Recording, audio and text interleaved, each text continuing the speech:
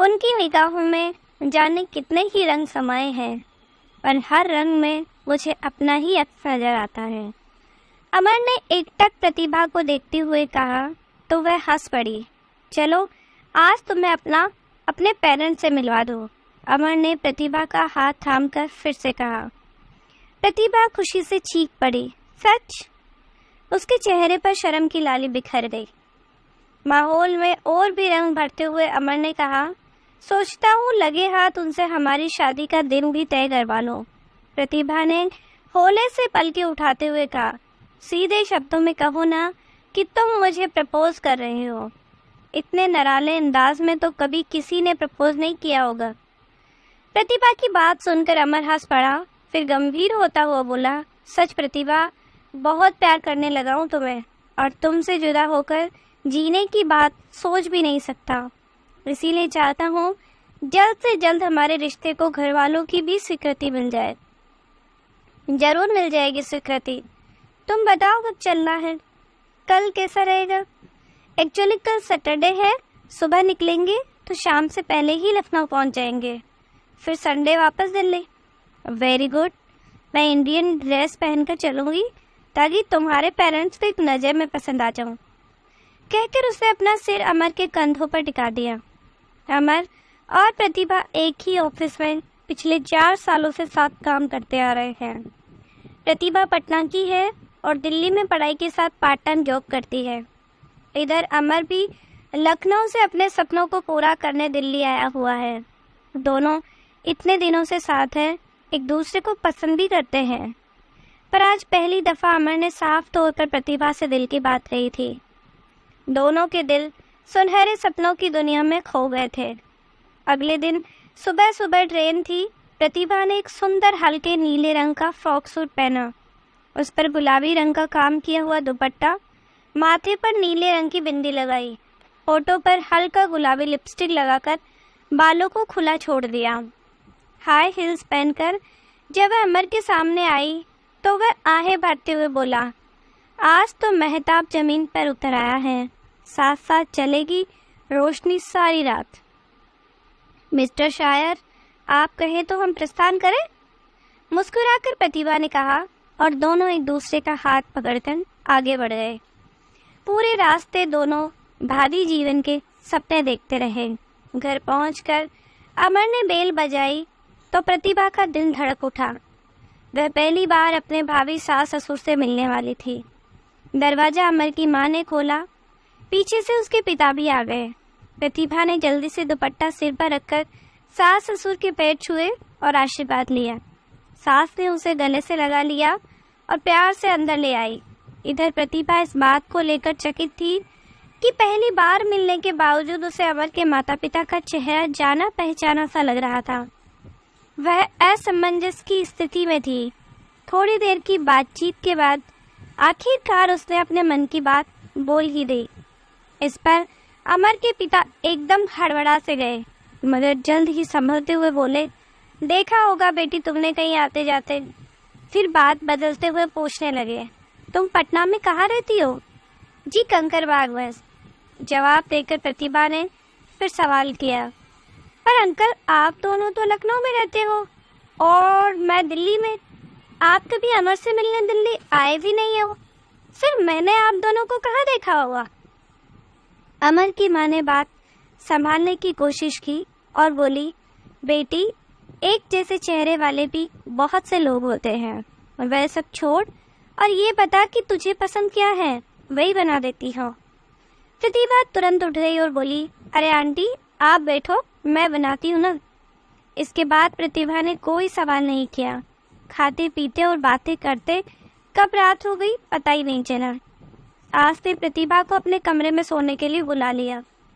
प्रतिभा ने टेबल पर रखी तस्वीरें देखते हुए पूछा, आंटी जी अपनी पुरानी तस्वीर दिखाइए ना, आप दोनों की शादी की तस्वीर भी। अरे बेटी अब पुरानी तस्वीर कौन निकाले, अंदर कहीं संदूक में पड़ी होगी, और वैसे भी हमने कोर्ट मैरिज की थी। Court marriage? क्या बात है आंटी, उस जमाने में आपने कोर्ट मैरिज कर ली? अब चल सो जा प्रतिभा, पुरानी बातें याद करने से क्या फायदा, कहकर सास करवट बदलकर सो गई। इधर प्रतिभा सोच में डूबी रही। अगले दिन दोनों दिल्ली के लिए वापस रवाना हो गए। प्रतिभा के मन में अभी भी कुछ उलझने थी, मगर अमर बहुत खुश था। प्रतिभा को लेकर उसके माँ बाप का रेस्पॉन्स पॉजिटिव था। प्रतिभा ने अपने मन की बात अमर को नहीं बताई। वह उसकी खुशी में कोई बाधा पहुंचाना जो नहीं चाहते थे। दिल्ली पहुंचकर प्रतिभा ने नेटवर्क खोज खबर निकालने की कोशिश की, मगर कुछ पता नहीं चला। फिर उसने अमर के माँ बाप के साथ अपनी फ़ोटो अपने पेरेंट्स को शेयर की और लिखा, ये फ़ोटो मेरे सबसे अच्छे दोस्त के मम्मी पापा की है। उनसे पहली बार मिलने के बावजूद उनका चेहरा जाना पहचाना सा लगा। क्या आप इन्हें जानते हैं? प्रतिभा के पिता ने जवाब दिया, चेहरे पहचाने से लगते हैं, पर याद नहीं आता कि कौन है। जवाब पढ़कर प्रतिभा चुप रह गई। धीरे धीरे ये बात उसके दिलो दिमाग से उतरती गई। कुछ दिन बाद गर्मी की छुट्टी में प्रतिभा ने अपने घर पटना जाने की तैयारी शुरू कर दी। पटना जाने को लेकर वह उत्साहित थी, मगर अमर से बिछड़ने के एहसास से मन भारी हो रहा था। किसी तरह अमर से विदा लेकर वह ट्रेन में बैठ गई। सारे रास्ते वह अमर और अपने रिश्ते को लेकर सोचती रही। अब वह अमर के बिना जीने की कल्पना भी नहीं कर सकती थी। पिछले कुछ दिनों में अमर उसके दिल के बहुत करीब आ गया था। पटना जंक्शन पर उतरते ही उसका दिमाग दिल्ली के गलियारों को भूलकर पटना की सड़कों पर आ टिका। अपने घर के आगे रुकते ही पुराना समय आंखों के आगे नाचने लगा। जब स्कूल में पढ़ने वाली प्रतिभा अपने घर आंगन को गुलजार रखती थी, वे मम्मी पापा की इकलौती लाडली बिटिया जो थी। दरवाजा खोलते ही माँ ने उसे गले से लगा लिया। अपने कमरे का दरवाजा खोलते ही पुरानी यादों के साए फिर से उसके मन को छूने लगे। बैग के कोने में पटककर वह बिस्तर पर लुढ़क गई। 2 दिन प्रतिभा ने जमकर आराम किया और मम्मी पापा को अपनी नई जिंदगी से जुड़े किस्से सुनाए। तीसरे दिन वह थोड़ी एक्टिव हुई और घर की सफाई करने लगी। सफाई के दौरान उसे जाले लगी पुरानी तस्वीर दिखी। तस्वीर करीब 30-35 साल पहले की थी, जब उसके मम्मी पापा कॉलेज में थे। जाले पहुंचकर प्रतिभा ध्यान से तस्वीर देखने लगी कि अचानक उसे तस्वीर में अमर के पिता दिखाई दिए। हालांकि वे काफी बदले हुए नजर आ रहे थे, मगर वह उनका चेहरा एक नजर में ही पहचान गई थी। बगल में ही उसे अमर की माँ भी दिख गई। प्रतिभा को अब सारी बात समझ आने लगी थी, क्यों उसे उन दोनों के चेहरे जाने पहचाने लग रहे थे। बचपन में उसने कई बार वे फोटो बहुत ध्यान से देखी थी, पर उसे अब तक ये समझ नहीं आया कि उसके मम्मी पापा ने अमर के पेरेंट्स की फोटो पहचानी क्यों नहीं, जबकि वे कॉलेज में साथ थे। काफी देर तक प्रतिभा यही सोचती रही। तभी उसे सरला काकी का ख्याल आया। उसके परिवार के साथ उनका रिश्ता बहुत पुराना था। प्रतिभा ने अपने साथ वह तस्वीर भी ले ली। सरला आंटी का बेटा सुजय उसका बचपन का साथी था। सरला काकी ने उसे देखते ही गले से लगा लिया। कुछ देर बैठने के बाद प्रतिभा ने वह तस्वीर निकाली और काकी को दिखाई। काकी तुरंत तस्वीर पहचान गई। तब प्रतिभा ने अमर के पेरेंट्स की तस्वीर दिखाई, जिसमें वह भी थी। इस तस्वीर को देखकर काकी चौंकी और फिर बोली, अरे तुम मुकुंद और सुधा से कब मिली? वे दोनों कैसे हैं बेटा? आप जानती हो ना? हाँ मेरी बच्ची, वे तस्वीर दिखाकर अपने पापा वाली, उसमें भी तो वे दोनों खड़े हैं ना। पर मम्मी पापा ने तो इन्हें नहीं पहचाना। प्रतिभा की बात सुनकर काकी थोड़ी गंभीर हो गई। फिर बोली, कैसे पहचानेंगे? उसका घर जो जलाया था तेरे पापा ने। घर जलाया था? पर क्यों काकी? क्योंकि उस वक्त तेरे पापा की बुद्धि मारी गई थी। सरपंच के इशारों पर चलते थे। सरपंच ने आदेश दिया था कि उनकी बिरादरी का लड़का एक दलित लड़के से शादी नहीं कर सकता। सुधा दलित थी ना। सरपंच ने लठेतों को भेजा उनका घर जलाने को। बस तेरे पापा भी निकल गए साथ।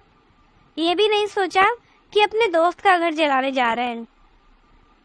उसकी आंख तो तब खुली जब उनका पुश्तैनी घर पूरी तरह जलाने के बाद सरपंच के लड़कों ने मुकुंद के बूढ़े माँ बाप को भी मार डाला। छोटी बहन को घर में जिंदा जला दिया।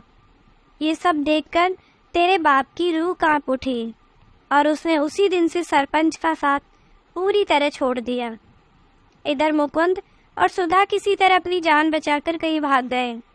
वे कहाँ गए, उनके साथ क्या हुआ, ये कोई नहीं जानता। प्रतिभा चुपचाप काकी से ये बीती कहानी सुनती रही। उसकी आंखों के आगे अब सब कुछ स्पष्ट हो चुका था।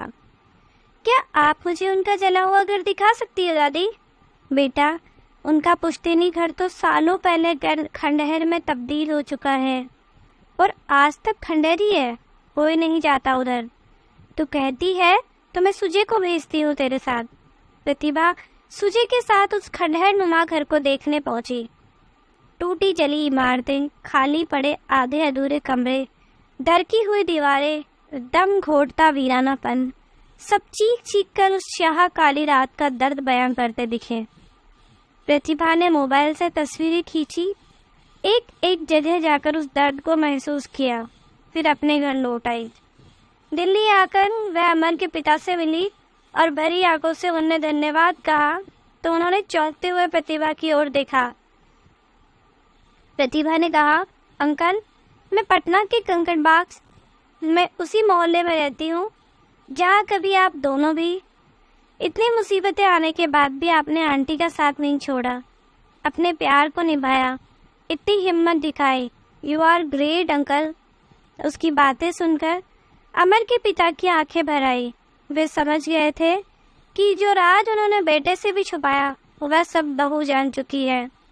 अमर के पिता ने प्रतिभा के सिर पर आशीर्वाद का हाथ रखा, फिर होले से मुस्कुरा दिए।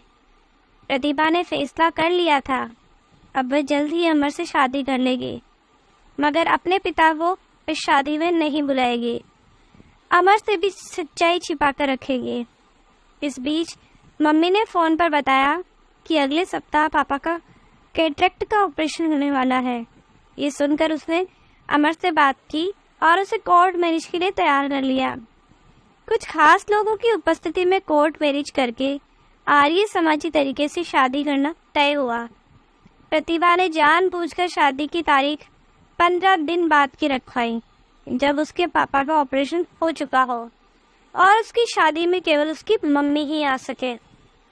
शादी वाले दिन प्रतिभा की मम्मी ने अमर की मम्मी को देखा तो खुद को रोक नहीं सकी और सुधा कहकर एकदम से उनके गले लग गई। 30 साल पुरानी सहेलियां जो मिली थी। अमर के पिता भी प्रतिभा की मम्मी को देखकर चकित थे। तीनों भीगी पलकों से पुराने दिन याद करने लगे।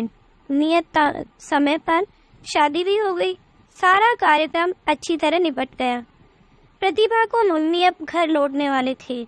ट्रेन में बैठने से पहले उन्होंने प्रतिभा को गले लगाया और रोती हुई बोली, बेटा, मैं समझ गई हूँ कि तूने ऐसा इंतजाम क्यों किया ताकि केवल मुझे ही शादी में बुलाना पड़े।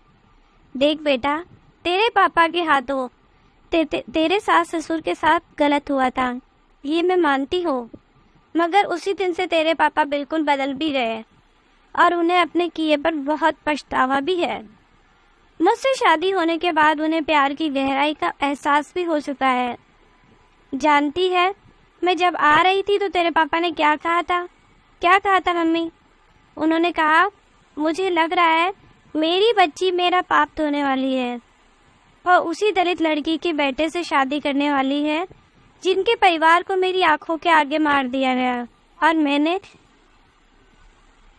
कोई विरोध भी नहीं किया।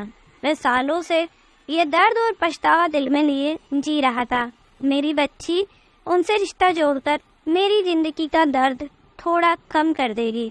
सच मम्मी, पापा सब कुछ समझ गए? प्रतिभा की आंखें भर आई। हाँ बेटा, और वे तुझसे बात करके आशीर्वाद देने की हिम्मत ही नहीं जुटा पा रहे थे। उन्हें लगता है कि तू उन्हें माफ़ नहीं कर पाएगी। ऐसा नहीं है मम्मी, पापा को कहना हम जिंदगी की नई शुरुआत करेंगे। कहकर उसने मम्मी को गले से लगा लिया। उसकी आंखों में खुशी के आंसू थे। दोस्तों, आपको ये बहुत ही इमोशनल कहानी कैसी लगी? मुझे तो इस कहानी को बोलते हुए सुनते हुए आंसू ही आ गए। प्लीज़ चैनल को लाइक एंड सब्सक्राइब करना मत भूलिए। Thank you.